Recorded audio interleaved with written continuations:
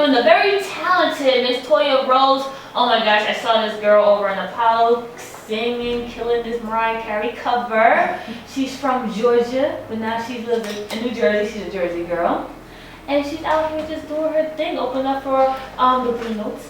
Yes. Hey world. Welcome to the spill, Miss Toya. So I want to talk about your singing career first of all. So what started you out with singing?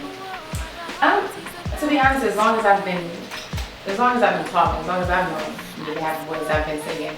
So it just kind of came naturally, I think, as I, got older and started exercising the talent a lot more. I just was like, I want to see what I want to do. Look into my eyes, I know you see the pain I'm in.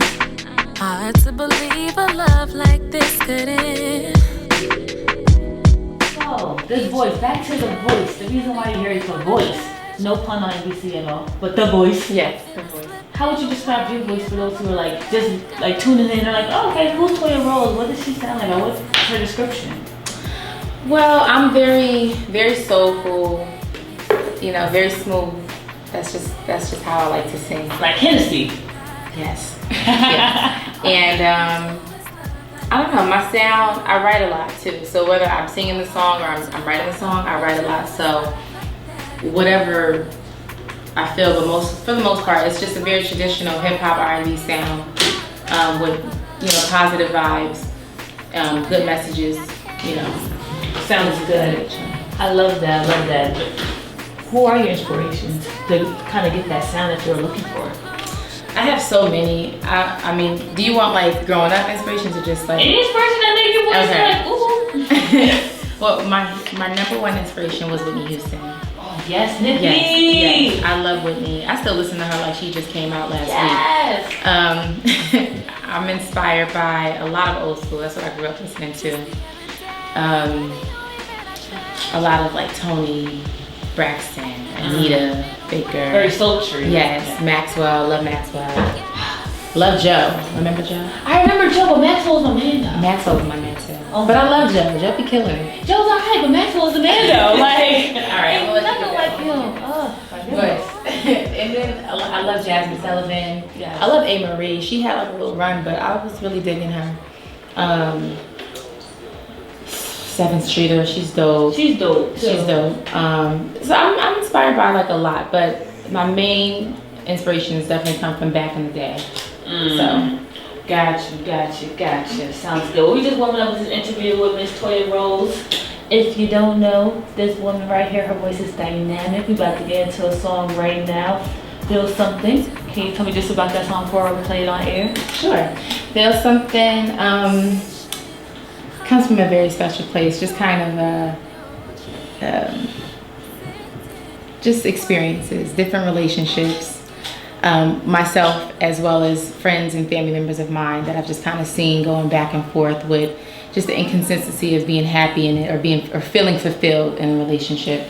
So that's where the inspiration came from with the song. Sounds good. Let's get into some music. Don't go nowhere. Keep it locked. You're now tuned into The Spill with the mirror on the mic. Let's work. You got me wishing, hoping, praying you'll change. No, sitting, waiting, begging for my man back. Shout out to the beautiful Toya Rose, singer. Hey. She's out here talking about her inspiration. She's just played and debuted her new song. And I wanted to talk about the Apollo. Now, this is your second year there or your first year?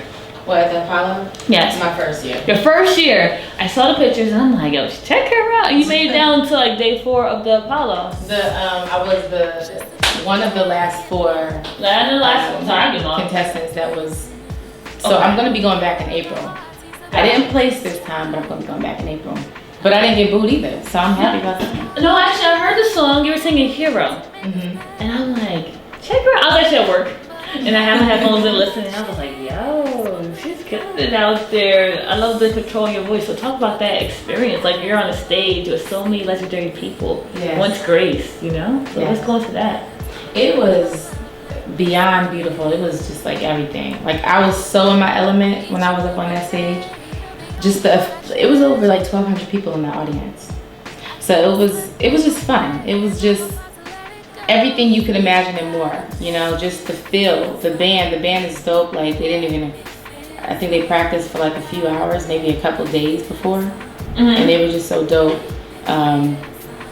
But yeah, I had a wonderful experience. It was just something you had to feel. Oh honestly. My gosh! So talking about legendary, you opened up for the singing group, the Blue Notes. What about that? That was amazing too. It was just like I got a lot of love there, so I was excited about that. But it was very how can I say this? Very fulfilling, like to see them in their element and to just kind of see, you know, just like the manager, how the manager was interacting with them, and just, you know, the love that they was getting from the crowd. It was just like, it was amazing. It was amazing. I love it. So, coming from Georgia Peach, you come from the Garden State. How do you think that affected your outlook on singing? Well, I'm originally from Jersey. I just lived in Georgia for Gotcha. my life, and then I came back to Jersey. But it was different, you know. Most of my inspiration and just my I started singing when I was down there, when I was in grade school, elementary, and everything, and writing music with my friends down there. So it all started down there. It took me a little bit to kind of like connect with my surroundings in Jersey, but nonetheless the experience was the same because I'm still around family, people that I know, you know. But it was different. I got some different experiences, so I had a lot more to talk about from when I was younger. I just feel like that Georgia feel is just totally different than Jersey. Like Jersey, we move so fast up here, and then Georgia is kind of that soulful, that good old feel that I can't even just put in the words. It is very different. What you said is exactly it. And to be honest, like I love the fact that I had that experience because I balanced the two. You know, that's why my style is very, you know, northern swag, southern swag mixed kind of. I had the twang with it. Yeah. So we're talking about Southern natives, and let's talk this Black Lives Matter issue real quick. I feel like any Black individual that comes into my show, I have to talk about it. What are your thoughts? Let's switch gears real quickly. So let's touch on that real quick. What are your thoughts on the current state of these racial issues?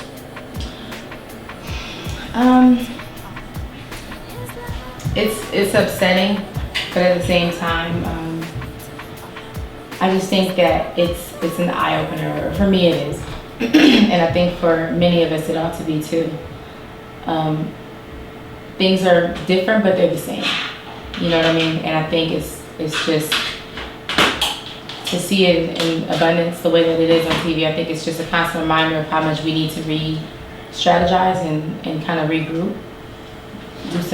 Take some different approaches on how we approach this, because I look at it more of it being more systematic than an actual feeling like, oh, I hate you because you're Black. It's you know, we're embedded in a system that is unjust. Yeah, tell me about that. I'm just tired of looking at this stuff. Right. It's so exhausting, but what can you do? You gotta be positive, make a change. Right. What singers would you love to collaborate with in the future? We talked about this off the air. Mm-hmm. So who are some singers or rappers that was like caught your ear and you're like, yo, I want to do a hook or something for you? I would love to do a hook for J. Cole and Kendrick Lamar. Love them. I love them. I would love to do a hook for them. Singers, if there's real singers, I would love to write for a lot. Like I would love to write for Jasmine. Sullivan? Yes, Jasmine Sullivan. I'm saying Jasmine like you know. I know, like you know, it's like 12 different Jasmine. I know, right? I would love to write for Ariana Grande. Really? Mm-hmm. Oh, girl. She has a beautiful voice. And who else? Anybody else? That's it. Goodness. So it's Ariana Grande. Rihanna. And Rihanna? I love her. Yes. I love like dance club type music, and she does that very well. The techno, with the whole island vibe. I love it. Dope. So we talked about singers. I'm going shade, and I want to ask real quickly, what are your thoughts on all those two singers?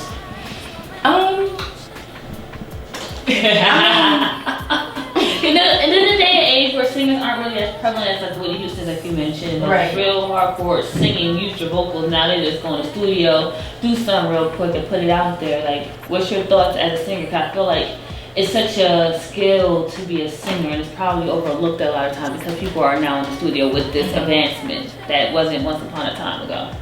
I think it actually was once. Didn't it come out back in the day? Well, in the 80s probably. But like it wasn't like over abused like it is now. Exactly. Like back in the day, it's kind of like it went with the disco feel, but people weren't really taking a singer as that. They just knew that was just something that you did. Like you wouldn't put Luther Vandross and George Clinton in the same boat. You just wouldn't. Nowadays, you would do something like that. So that's what I'm saying. I think it's not wrong with auto-tune. You know, it's nothing wrong with whatever you do. Do what you do. That's my whole thing. But at the same time, I think it's good in anything, especially music, to have balance. Absolutely. Just have some balance. And not for nothing, it comes in handy, I guess, sometimes. So I guess for those type of singers, they make it like T-Pain is dope. I love his auto-tune. And he can actually sing. I heard that. He can actually sing. So, I mean, just, I don't know, have some balance. Like, don't over abuse anything. That's all I'm saying. That's all I'm saying with it. I love that. So what's the next move for Miss Toya Rose in these streets? Well, you just heard the single Fulfill Something. The video is going to be coming out very, very soon, like mid-October. And I'm going to be doing some traveling early November. I have a few shows lined up in Detroit. And shout out to Detroit. Like, I love that city. It's so much love. I mean, you talk about Black Lives Matter. Like, it's so much just the feel that you get from the people. It's just so much pain and joy at the same time. It's a beautiful feeling. Nice. So, Motown. Last thing, how can people get in contact with you, my cousins? I gotta put that out there. yes, we're gonna put that. Yes, I have to put that out there too. We're gonna give them more. Yes. Follow me on Instagram, Toya_Rose, TOYA_Rose. And that's where it's at right now for now. Sounds good. Yeah. Well, thank you so much for coming. No, I love it. You're beautiful. You're doing your thing. She's inspiring me. You inspire me. You inspire all of your viewers, I'm sure. So thanks for having me. Shout out to Nonfiction. Y'all are so dope in here. I love it.